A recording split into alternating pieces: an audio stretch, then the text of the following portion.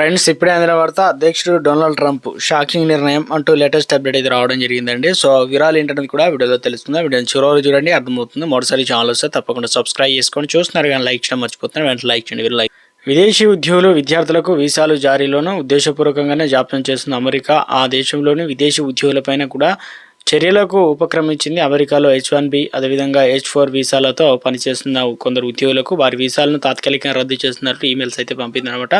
అయితే వీసాలు తాత్కాలికంగా రద్దయిన ఆ ఉద్యోగులు తమ వీసాల గడువు సహజంగా ముగిసే వరకు అమెరికా చట్టబద్ధంగా నివసించవచ్చు. అయితే ఇది శాశ్వత వీసా తిరస్కరణ కాదని హ్యూస్టన్ ఏదైతే చెందిన ఇమిగ్రేషన్ అటార్నీ ఎమిలీ న్యూమన్ తెలిపారనమాట. H1B వీసా, H4 వీసాలు సోషల్ మీడియా కార్యకలాపాలు క్షుణ్ణంగా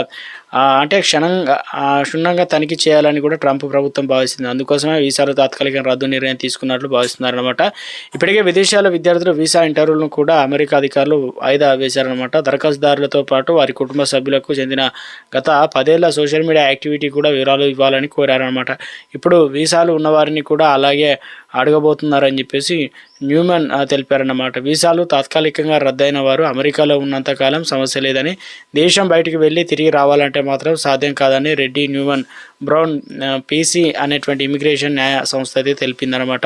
ట్రంప్ ప్రభుత్వ నిర్ణయంతో అత్యధికంగా ప్రభావితమయ్యేది భారతీయులనే వాదన వినిపిస్తుంది. H1B వీసా, H4 వీసాదారులు ఎక్కువగా మంది భారతీయులే ఉన్నారు.